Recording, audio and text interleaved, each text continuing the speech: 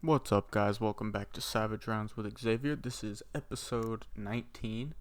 Today, I've got for you a prediction and bets video for this card right here, UFC Vegas 76. Sean Strickland versus Abus Magomedov. It's a pretty sneaky card for a fight night. There's actually quite a few good fights. This first one's going to be really fun. Then you've got Kevin Lee making his return, Benoit Saint Denis versus Ismail Bonfim, banger.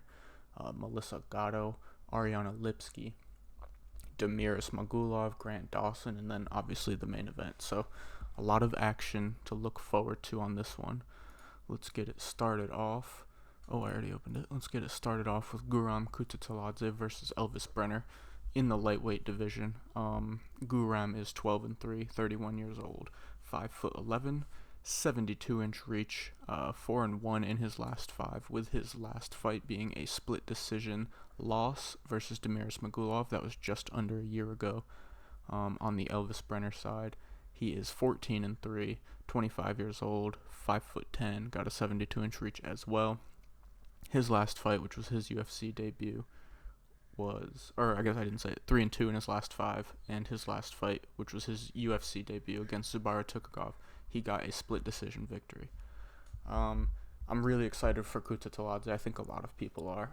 Whenever he fights, you get to see how good he really is. And I mean, if you look at his opponents in the UFC so far, he hasn't gotten like a nice, simple start to the UFC. He started off with Mateusz Gamrot, who a lot of people thought he actually lost that fight, including himself. He said he thought he lost. And then a split decision loss to Demiris Magulov, like I said, and it's a loss, but a lot of people actually think he won that one, including myself. It was a really close fight, but I did end up scoring it to Kutateladze. But yeah, I think he's just the much more well-rounded fighter. Obviously, Elvis Brenner has the really, really good jiu-jitsu. We know that coming in. He's got some decent Muay Thai, training out of Chute Box. It's not his main go-to weapons when he's fighting, but it's not bad by any means. We saw it against Zubaira Tukhugov. He was able to do good work to the body in that fight. And I think the commentary in that fight was a little bit biased. The fight was quite close. A lot of people thought Elvis Brenner lost, but it was quite a close fight. Elvis Brenner doing good work to the body. Like I said, the Muay Thai is not bad. He's got great jiu-jitsu.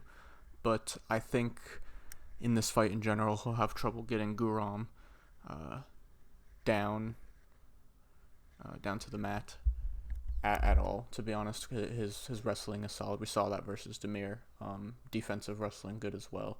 So I just feel like he'll have trouble there. And then on the feet, obviously Guram Kutateladze is the better striker. He's elite kickboxing. We see it every time. Great kicks, great hands, really fast. So I'm going with him to get the win here. He's going to be my pick in this one. I do think we'll see some toughness out of Elvis Brenner. I liked what we saw in his last fight. Obviously, he didn't get the win, but he looked pretty solid for your first fight. So betting-wise, I do think the over 2.5 isn't a bad play here. I think Brenner trying to work his takedowns, even if he's not getting them, but just using them to kind of stall in position, just get his head out of the way from the strikes, kind of clinch up, and try and use that to stay away from strikes to the head and that kind of deal. I think he can survive this fight. So the over 2.5 sitting at -120, I don't mind. And then with that being said, I do think Kutateladze could knock him out. He very well possesses the power, accuracy, speed to do that. But like I said, I think we're going to see Elvis Brenner tough this one out and get to the distance, even with how I see it going. Kutateladze, I don't want to say I do think he'll win most parts of this fight. So I like the decision line sitting at +135. Obviously, he's a big favorite. That -400 isn't right. Sitting at, I don't even think that's right. If you click here, it'll update. Yeah, -700 right now. So being able to get him at decision, if you think that's a possibility at +135, is a solid line. But yeah, I'm going with Kutateladze for my pick on that fight. Next up, Alexander Romanov, Blagoy Ivanov. We got the big heavyweights coming out for this one. Romanov is 16-2, 32 years old, 6'2", 75-inch reach. He is 3-2 in his last 5. His last fight was a KO TKO loss versus Alexander Volkov just about 3 months ago. And then on the Blagoy-Ivanov side, he is 19-5, 36 years old, 5'11", 73-inch reach. 2-3 in his last 5, with his last fight being a unanimous decision loss versus Marcin Tybura. So this one was a weird one for me. Obviously, just before these last 2 fights for Romanov, I feel like people would have soundly picked Romanov to win, and it wouldn't have been too controversial, and I think the line would be further apart. But just how Romanov has looked in his past 2 fights definitely worries me. If you're on that side, it's kind of and really the type of fight that we could see here. If Romanov can't come out and get him to the ground immediately, then I think Romanov could be in some trouble, because we know when he gets it down to the ground, he's got great submissions. He's super heavy on top. You can't get him off, and he has great ground and pound. We've seen him get people out of there both ways. But like I said, this is a fight where we could see stalls. Ivanov's tough. Has he been finished in the UFC? I don't believe he has. 4 losses. Decision. Yeah, so no times has he been finished in the UFC. I think he's really tough, and Romanov will have trouble getting him out of there. So even if Romanov does get him to the ground early, it could be trouble. I mean, I think Romanov has to get him out early. We've seen Blagoy be tough, go the distance. Even though he looks tired, he's still in there pushing you up against the cage, grinding, making you tired, landing strikes in the clinch. He's not the best striker at distance. He's got power in his hands, but it is overhands, and he's there to be hit as well. But Romanov's not the best striker himself. I'm really gonna go Blagoy here. I think he can outlast the early pressure from Romanov, and then Romanov's gonna be tired. He's looked really, really bad in his last 2 fights, gassing out super quickly in this Volkov one. It was a round. It was just such a bad performance. I don't even know what to say about that one. And then this one, he looked all right early, but as it went on, Tybura was able to out-grapple him because he was getting tired. I really think, or maybe not out-grapple, I think Romanov was the one doing the out-grappling early, but as the fight went on and Romanov got tired, Tybura was able to take over. So I won't say out-grappling, but he was able to take over as the fight went late. And I think Blagoy can do the same. If he can withstand the early punishment, I think he'll be there all 3 rounds, and he could win a decision. Ivanov's sitting at plus 115 right now. You can get hit. I don't know what his decision line's at. I didn't write that one down. I guess I could just check right here real quick since I'm recording this screen this time. Ivanov decision.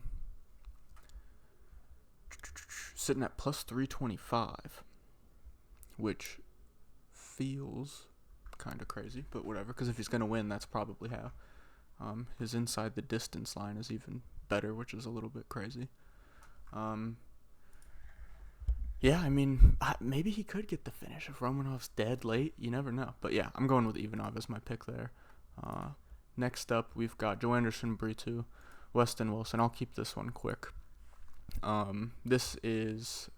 I'll read out the stats real quick. Brito, he is 14-3-1, 28 years old, 5'8", 72-inch reach. He is 4-1 in his last 5. His last fight was a submission victory over Lucas Alexander. And then on the Weston Wilson side, he is 16-7, 34 years old, 6'1" for the featherweight division. So he's ridiculously tall. 73-inch reach, also 4-1 in his last 5. His last fight also being a submission victory, but that wasn't tough enough. Not the best of promotions, and this is his UFC debut. Like I said, I'll keep this one short. I don't quite think Weston Wilson is up to UFC level. They really just needed a guy to get in there versus Brito because his original opponent dropped out. I can't remember who it was off the top of my head. I can actually check.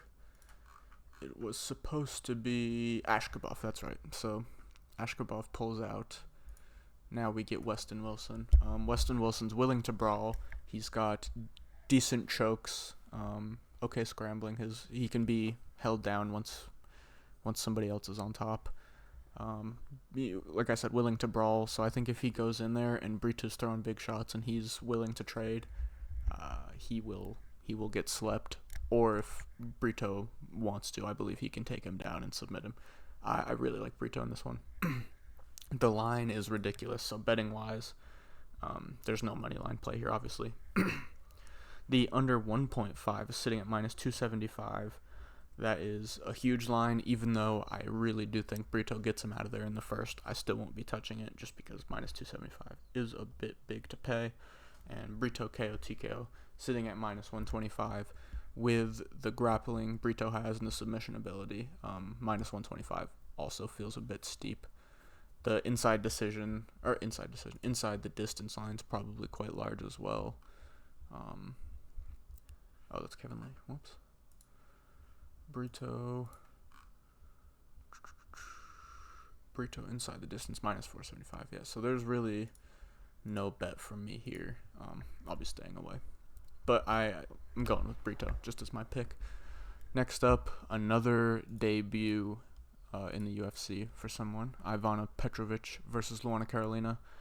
Petrovic is 6-0, 29 years old, 5'8", 70-inch reach.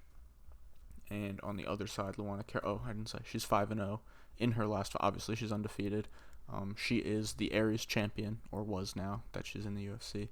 Her last fight was a submission victory. Luana Carolina, 8-4, 30 years old, 5'6", 69-inch reach. So she's a little bit shorter reach. 2-3 in her last 5. I keep forgetting this now since I'm on a different page, but 3-2. 2-3, Jesus, in her last 5. Split decision loss versus Joanne Wood in that last one. I'm going to go, I don't really have too much to say about this one. I'm not a huge fan of this fight. It'll be cool to see Petrovic get in there, but I don't think Carolina is great. Petrovic in this one, I think she should be able to utilize her grappling and her jiu-jitsu to get this victory. I say jiu-jitsu. I don't know if she'll get the finish. I think the possibility is there because of her jiu-jitsu, but I really do think she'll be able to get Luana Carolina to the ground and win minutes on top, whether it be kind of just not laying and praying, but holding her down more focusing on position over submission or ground and pound, or getting the ground and pound off, or looking for a submission. I do think Petrovic wins minutes on the ground here. Like I said, not much to say about that one. I'm going with Petrovic. No bets for me there. Same with this one. Yana Santos, Carol Rosa. Santos is 14-7, 33 years old, 5'8", 68.5-inch reach. 2-3 in her last 5. Her last fight being a unanimous decision loss versus Holly Holm. On the Rosa side, she is 16-5, 28 years old, 5'5", 67.5-inch reach. 3-2 in her last 5. Her last fight was a unanimous decision loss as well, but to Norma Dumont. You don't see this division too often. I think this will be maybe not Santos' first time, but she definitely didn't fight in this weight class last time, and Rosa did fight against Norma Dumont in this weight class last time. I think Carol Rosa, her takedown defense is good enough to be able to keep this standing for a majority of the time. Yana Santos may get her down at times, but if so, I don't believe she'll be able to hold her down for a significant amount of time, or Rosa will be able to pop back up immediately. Either way, once it's on the feet, I favor Rosa in the striking. Her technique's much better, in my opinion. Both girls have been dropped. We've seen that, so if either one of them can land a big shot, the opportunity to hurt the other is there. But like I said, I favor the technique and the power a little bit more out of Rosa. No bets from me, but pick-wise, I am going Rosa on this one. Moving on up the prelims, Kevin Lee versus Rinat Fakhretdinov.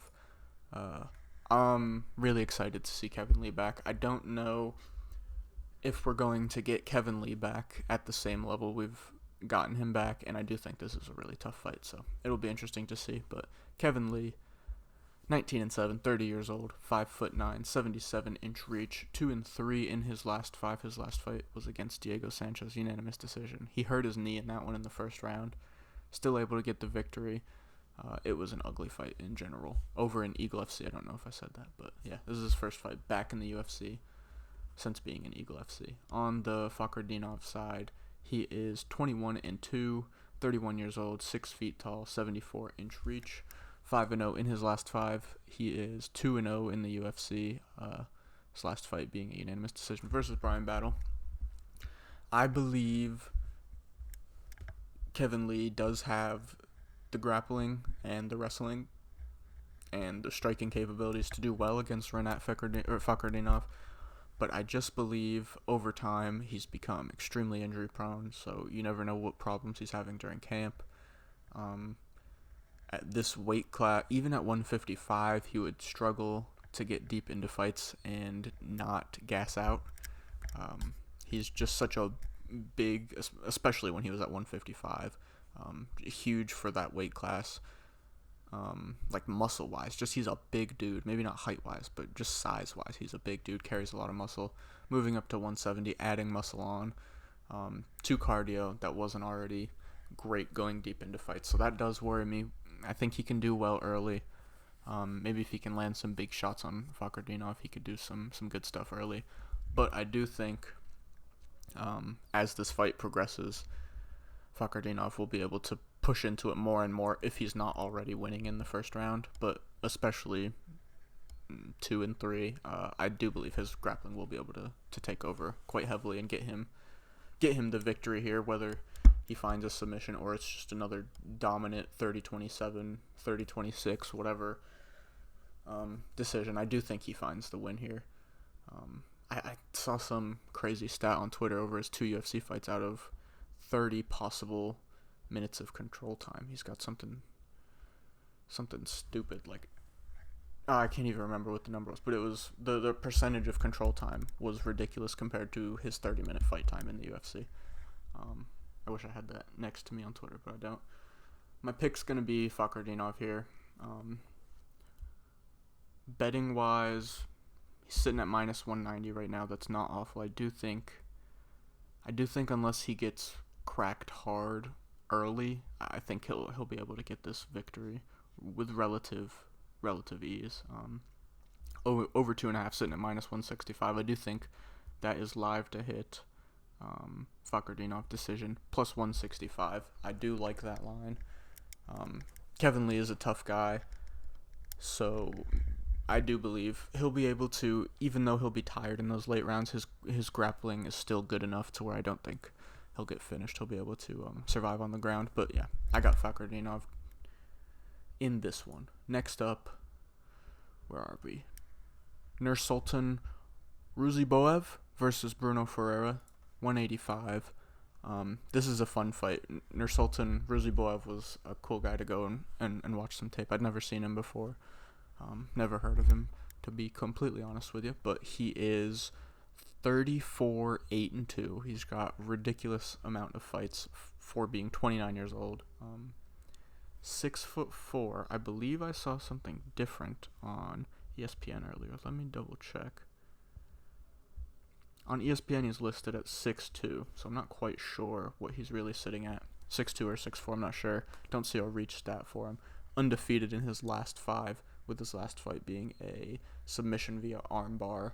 But it's been quite some time. You can see there a year and 2 months since his last fight. Bruno Ferreira on the other side, 10-0, undefeated, 30 years old, 5'10", 72-inch reach. Undefeated, obviously, in his last 5 because he's undefeated in his career.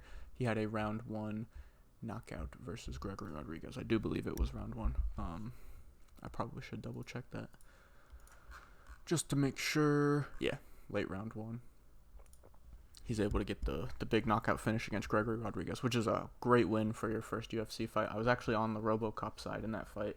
I just thought RoboCop would be a little bit too much for your first UFC fight, but man, did Bruno Ferreira handle that task well. Was able to get the big finish. He's got crazy power, good judo. You don't see it too often. We definitely didn't see it in that last fight. He's got a jiu-jitsu black belt, so really talented on the ground as well. And then Nursultan Ruziboev, he is a guy who's quite dangerous off his back. We've seen We've seen him get some nice submissions off his back. In a lot of his fights, there's points where he can tend to be losing, and then he explodes out of nowhere and will either, and by explode, I don't mean like in a big athletic sense, but just like in the moment, he'll do something crazy. He'll find a nice sub off the bottom, like I said, or he'll find a big shot on the feet and get on top. That kind of deal. I do, however, like Bruno Ferreira in this one. Ruziboev, he's been hurt before on the feet. He backs up with his hands down, and Bruno Ferreira, is going to move forward. He's got the huge power, and he throws in combination as well, so that is a good little combination to have, power and combinations. I do like Bruno Ferreira in this one. I think he'll find the early finish. You never know, though. Bruno Ferreira, like I was talking about Kevin Lee, a smaller guy height-wise for the weight class, but carries a ridiculous amount of muscle. He's never seen a round 3, Bruno Ferreira. So you never know what happens if this fight goes deep. It would be a new experience, round 3 for Bruno Ferreira. It would be interesting to see. Ruziboev, most of his losses, I think 6 of the 8, are decisions. So when the fight goes deep, he typically doesn't get the win. I think 32 of his wins are finishes as well, so not too many decision wins, but it would be interesting to see this fight go deep. However, I do think Bruno will catch him with a big shot early and get the victory that way. Betting wise, Ferreira at -185. I don't know if I'll play it, but I do think he's gonna win. And it's not an awful line. It's a bit. I don't know. It's a tough one just because there's unknowns for both these guys. Ruziboev in the UFC, you never know how those octagon jitters will do against a guy with the striking prowess and power of Bruno Ferreira, with also the judo and the black belt in jiu-jitsu. And for Ferreira, it would be interesting to see him go 3 rounds if he's not able to get Ruziboev out there early. I've said all of this before, but just backtracking. So yeah, that Ferreira -185, not looking too bad if you're on the same side as me. Maybe a little parlay piece. It's not something you'd play straight up one bet unless you are super duper confident in Bruno Ferreira. The under 1.5 sitting at -225, also not something I'll be looking to take. I do think, like I said, I really do think Bruno gets this done early with a big shot, but it's just a bit steep for me with all the unknowns. Ferreira KO -125, also not something I love. So betting wise, I'll probably be staying away from this fight. But pick wise, I'm going Bruno Ferreira. I think he finds the big shot early. Next up, so I was gonna say first fight on the main card, but actually the Bruno Ferreira Ruziboev one was the first fight on the main card. But next up on the main card, Benoit Saint Denis, Ismail Bonfim. This is my personal favorite fight on the card. I can't wait for this one. Benoit Saint Denis is probably in my top 5 favorite fighters in the UFC for these past year and a half-ish. I love watching him fight. The fight against what's his name? It should be right here. Eliseo Zaleski dos Santos. The toughness he showed to stay in that fight, obviously it should have been stopped. I'm not saying that. But the toughness he had to not go down and just cover up and eat shots and let the ref stop it, especially in that 3rd round after taking a beating like that. But after that fight, he goes on, gets a submission versus Nicholas Stolze, and then KOs Gabriel Miranda in the 1st round. He saw a little bit of pushback early in that fight from Miranda. He landed a shot that kind of wobbled Benoit Saint Denis, but like I said, the toughness prevailed. He was able to stay in that one. He landed a spinning back fist and a nice big overhand to put him down. There were some nice shots from Benoit Saint Denis. I think. I haven't even read out the stats. Let me do that first. Bonfim. Did I even read out Benoit Saint Denis? I don't know. I just started talking. I'll just start from Saint Denis. Saint Denis, 10-1. 27 years old, 5'11", 73-inch reach. I already told you about his last 2 fights, but he's 4-1 in his last 5. That one versus Gabriel Miranda was his last one, the knockout. Bonfim, 19-3, 27 years old as well, 5'8", 71-inch reach, 5-0 in his last 5. His last fight was his UFC debut. He had a beautiful, dominant striking performance, and then was able to get the flying knee KO versus Terrence McKinney.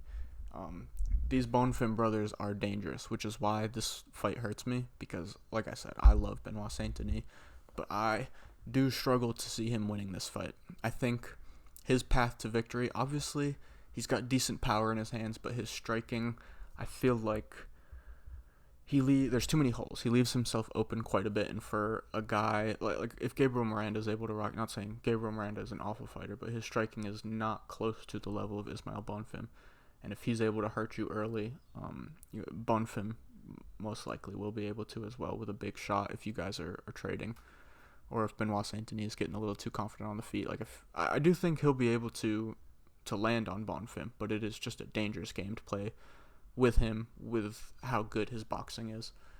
And then on the ground, that is where I think Benoit can do his best work. His wrestling's great, good jiu-jitsu, good judo.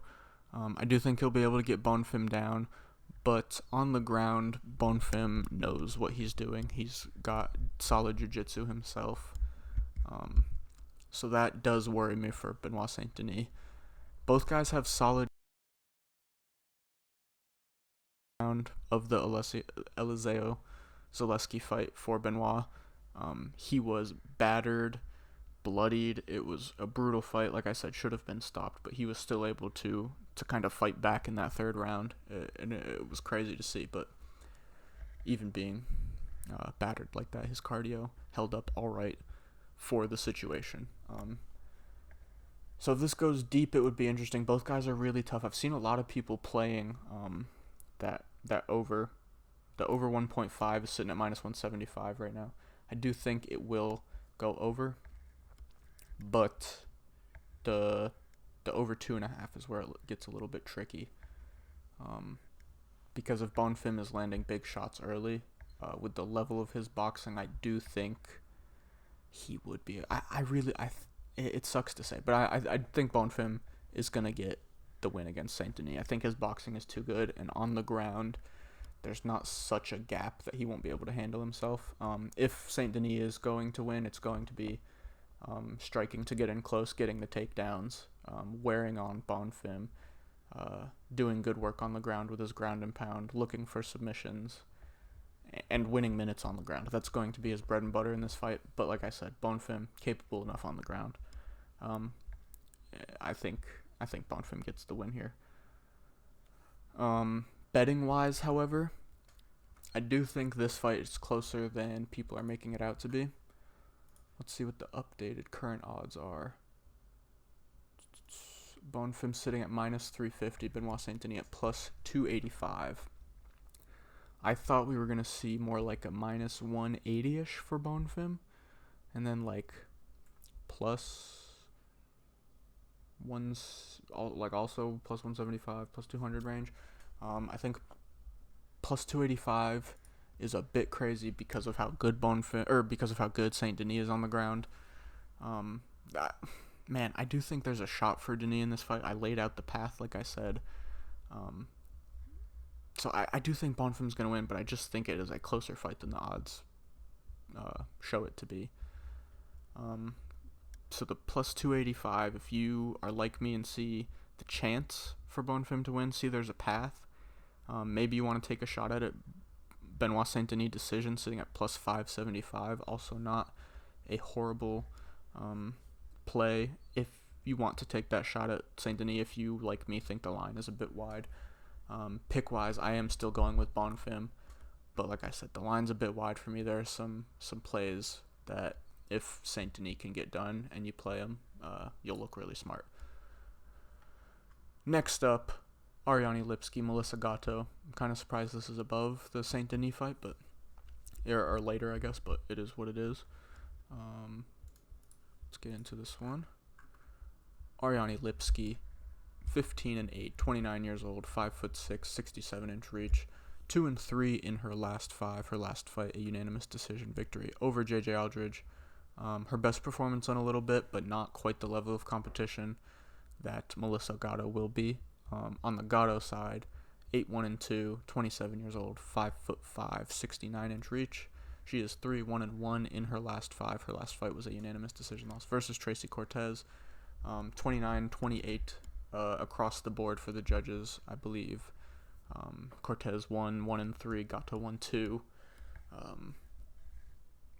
I had Gatto in that fight as well. I thought her jiu-jitsu was going to be able... I thought she was going to find a submission at some point because of how deadly her jiu-jitsu is, and her striking's progressing each fight as she goes along. So I did think she was going to be able to find that win versus Cortez, but the wrestling from Cortez, her top pressure was quite good, and Gatto wasn't able to find anything.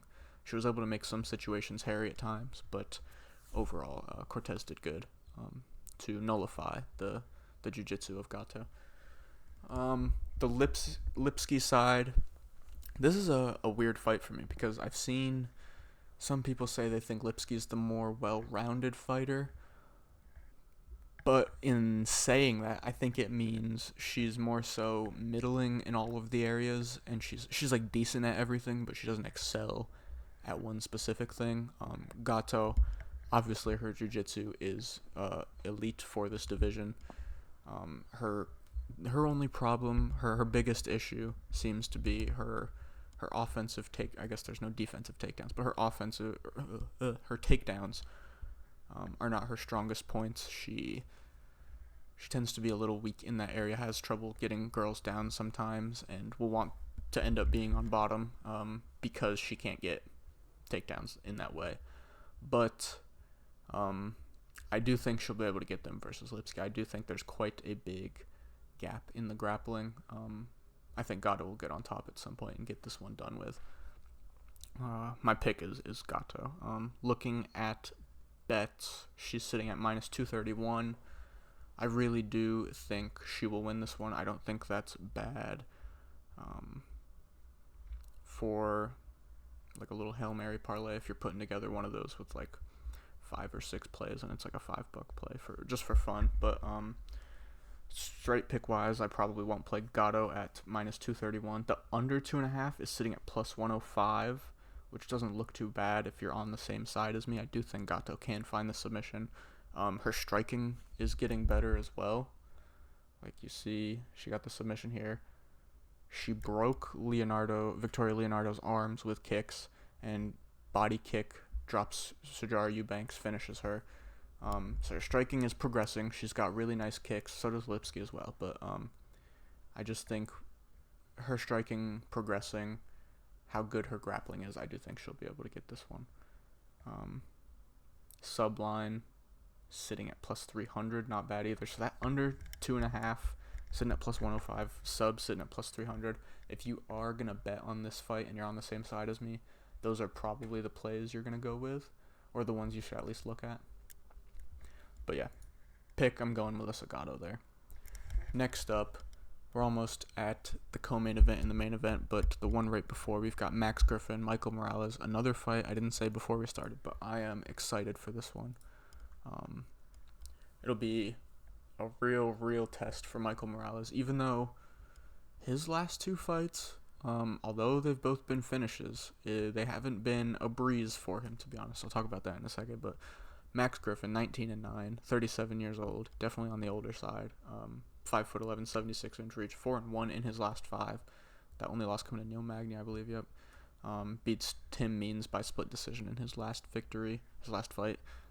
Michael Morales, 14-0, undefeated, 24 years old, 6 feet tall, 79-inch reach, obviously 5-0 in his last 5. His last fight was a KO/TKO victory versus Adam Fugit. I believe that was in the 3rd round, after a close first 2 rounds. But I'll say it immediately, I'm going Michael Morales on this one. I think Max Griffin can make this tough for him, but I really just do think Michael Morales is the better fighter on the feet. I think he's got a more wide variety of strikes he can throw. Got nice kicks, got good hands. He's a quick striker, got solid power. He's a big guy too for the division. Got solid offensive wrestling. He can be taken down. We've seen that, but his wrestling offensively isn't bad. Max Griffin, big power. The only issue I see with him, though, in this fight, at least, I mean, in every fight, but in this fight, especially fighting a guy like Michael Morales, as dangerous as he is on the feet, he's gotten hurt quite a bit in these fights.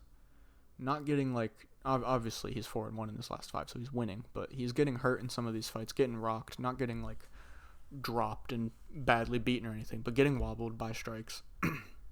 I think at 37 years old versus a guy who's as explosive and quick and dynamic as Michael Morales, I think that could cause issues. So if he's able to hurt Griffin early and kind of keep a steady pace and win the fight, there's that way. Maybe he hurts Max Griffin and can actually get him out of there.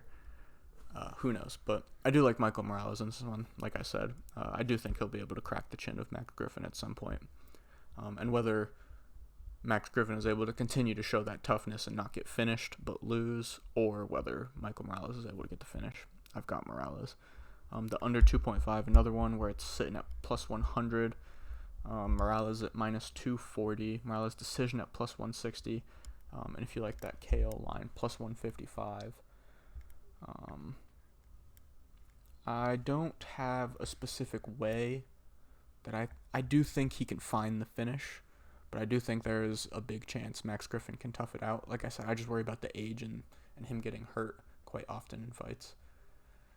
Betting wise, I'll probably be staying away from this one unless it's like a prop sprinkle on like a round and a finish just for fun. But there's not something I love here as just like a straight play or anything.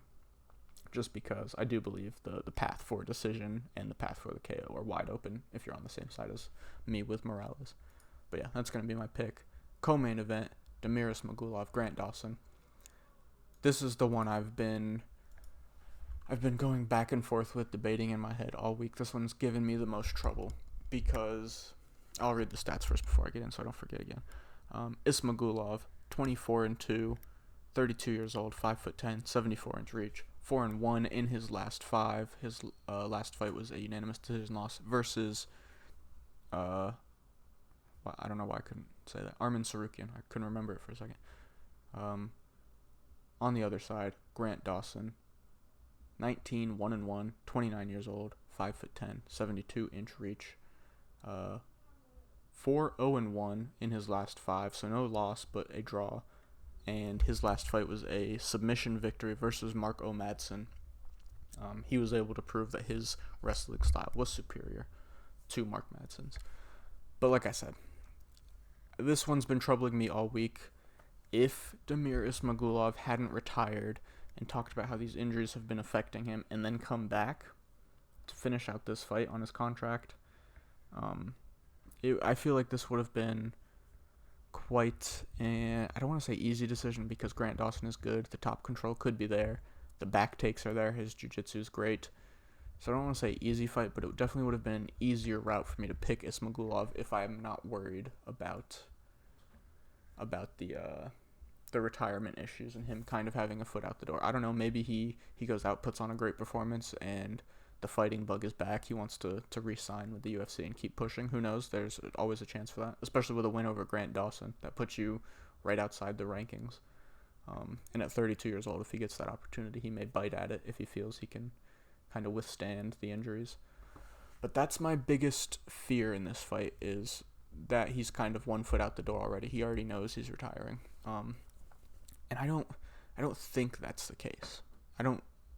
That's not how I feel Ismagulov is feeling right now, but it just worries me that could be an issue. The path for Grant Dawson, like I said, it would be the relentless wrestling. I don't think his wrestling is as good as Arman Tsarukyan's, and Tsarukyan went like 7 for 21 or something, so Ismagulov was able to get some takedown defense going at times, but the big thing was the top control. Arman had a lot of top control in that one, and Grant Dawson has great top control as well. Ismagulov has problems giving his back when he gets up sometimes. And Grant Dawson, like I said, the jiu-jitsu is great. He's a great back taker, so that could be an issue. But overall, I favor Ismagulov in a lot of spots in this fight. Cardio, striking. I think his wrestling defense is up to par. And if he gets taken down, I think he'll be able to get up safely. and I think he'll be able to defend some takedowns too as this fight goes on. I think Grant Dawson starts to get tired. Ismagulov's working the jab. Doesn't really throw kicks like that, but he goes to the head and body well with his hands, and I just think he'll be able to get the victory that way. I like the decision here. I think maybe he could finish Grant Dawson. His power isn't crazy in his hands. He just has really nice technique and combinations. So I don't see him landing like one huge big shot and putting Grant Dawson out. But if Dawson's tired and he can kind of barrage him and put on like crazy volume in that last round, maybe he can. But the decision is what I favor here. Ismagulov's sitting at minus 110. I do like that line. Ismagulov decision plus 130. I like that line. Even though I have concerns, this is a fight I will probably be betting. I've noticed sometimes when there are fights like this, I weigh that too heavily in my decision, and it's cost me picks sometimes. Guys coming back from long layoffs, or guys who are injured and are coming back, or guys who were retired and are coming back, or have talked about retire. Sometimes I've weighed it too heavily. Sometimes I read it right, and the guy, like the Jimmy Flick one, that was an easy read, it felt like. But we saw him come back and perform from retirement, and it was awful. So yeah, sometimes I weigh that too heavily, and it's cost me picks. So I'm going with my read on their fighting ability. Ismagulov should get this win here. The decision is there. I just think he's better, more well-rounded. I like Ismagulov to get this win. Next up, main event of the evening, Sean Strickland, Abus Magomedov. I'm quite excited for this one because it'll be interesting to see a guy like Abus Magomedov getting thrown into a main event spot in your second UFC fight. We've seen him fight in big situations before. He made the PFL $1 million final one time. He lost by brutal first-round knockout, but he's gotten there before. He's lost to some guys. He's beat some guys. His level of competition hasn't been like elite, but he hasn't fought awful fighters. Well, let me pull it up. So that Dustin Stoltzfus win, he had a lot of canceled fights getting into the UFC. The Sadibou Sai win, obviously was a different fighter back then than he is now, but that is a win that pushes on well, or that looks well now. The Lewis Taylor loss, that's the one in the final that I was talking about. Not a great loss to have on your record, but regardless, he has it. Strickland, 26-5.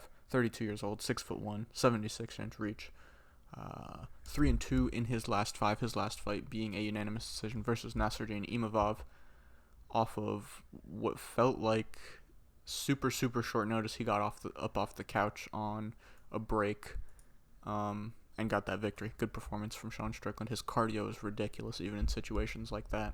Fighting at upper weight classes, you can see it, 205. For the Magomedov side, 25, 4-1, 32 years old, 6'2", 78-inch reach, 4-1 in his last 5. His last fight was his UFC debut, and he got a round 1 KO TKO versus Dustin Stoltzfus. It was ridiculous. He walked across the cage, front kicked Dustin Stoltzfus, uppercutted him, and from there he was out, ground and pounded him out. It was a really quick fight, really quick debut. I saw somebody tweet that he's had it was 20 seconds of cage time in the past year and a half or 2 years or something. That's not ideal, but it means you're finishing fights. Obviously, that's just from one fight, so that's not great that it's been 2 years, but he did get that finish real quick in that UFC debut, so that was impressive. But getting thrown up the rankings like this to Sean Strickland felt a little crazy. Like, it was a shocker when you see the matchup being made, but here we are. It's here. I think Abus can do good work early. If he can land big shot, he has really good kicks. I like his kicks a lot. He throws that prodding front kick, powerful leg kick, good body kick, and his hands are really nice too. He likes to bounce around the outside and throw good shots. But I just feel like Sean Strickland is really tough. We saw him get smashed by Alex Pereira, one punch, first round, knocked out, and then was able to withstand big shots from Jared Cannonier. So I do think his chin is stable. There's no reason to say it's shot. There's no reason to call him chinny now since being knocked out after withstanding onslaught from Cannonier. But I do think Magomedov has the capability to knock him out. I just feel, in my opinion, Sean Strickland will be able to tough out the early barrage. And as the fight goes on, he checks leg kicks really well. That could be an issue for Magomedov, and the cardio, like I said, is crazy. If he's able to push a pace, stay inside the boxing range, even if he's checking kicks, get closer, stay inside the boxing range. That's where he wants this fight. He's going to be able to spam those straight shots, the 1-2s, the little uppercuts he throws. I really do think his pressure and volume will get this one done. If he's moving forward, I like him a lot. I think he weathers the early storm and gets this one done. Betting wise, over 3.5 sitting at -150. I do like that one. If you're on the same side as me, that looks pretty good. Sean Strickland is the decision master. Fight goes the distance, +110. Also looking good if you're on the same side as me. Strickland, -146. Strickland decision, +200. And then if you are worried about the Magomedov KO, Magomedov KO, it's sitting at +250 right now. So maybe you could figure out a way to hedge yourself a little bit if you wanted to go that way.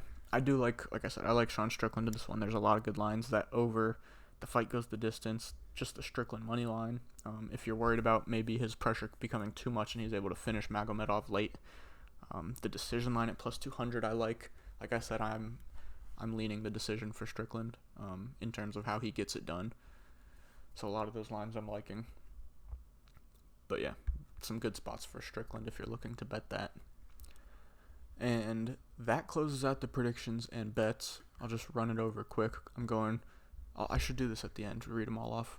I'll do it more consistently. But I'm going Kutateladze, Blagoy, Ivanov, Joe Anderson, Britu, Ivana Petrovic, Karol Rosa, Rinat Fakhretdinov, Bruno Ferreira, Ismail Bonfim, Melissa Gatto, Michael Morales, Demiris Magulov, Sean Strickland. And let's get into the Savage Rounds parlay. I keep forgetting to do this before I record, so I'll open up the notebook real quick. But we're on a really, really nice streak for Savage Rounds parlay right now.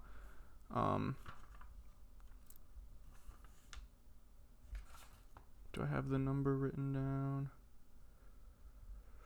I didn't write it down yet for what. But so it's sitting at 11-7 right now, the Savage Rounds parlay. And if you've bet, I've just tracked it as a unit each bet. So what, 11-7? There's been 18 of them. 11-7, good, decent record. You're sitting, if you do a unit per play each week, you're sitting. I did miss a couple weeks. I think I missed 2 weeks, but if you've tracked it this far, a unit each time, you're sitting at plus 4.37 units. So if your unit's $100, you're positive 437. So pretty good on the year. Next time I'll have it how many in a row we've hit, because it's got to be like 4 or 5 now, maybe even 6. We're looking really good. This week I'm going Guram Kutateladze, sitting at -670 in my book right now, and Demiris Magulov sitting at -120. These two guys fought each other. I think this parlay hits, sitting at +111. If your unit is 100, like I said, that's just a nice little double your money plus a little bit more parlay. And yeah, we'll keep this good parlay streak going, keep the good betting streak going. We've had pretty good profit for the last few weeks now. And yeah, that's all for predictions and bets this week. Drop a like and a subscribe for me. And then next week, it'll be the same schedule. Tuesday, recap for this card. Wednesday, matchups, new matchups for this card. And Thursday next week, we will have the predictions and bets out for the big international fight week card, Volk versus Yair. There's some bangers on that card. I'm really excited. But yeah, see you guys next week. Peace out.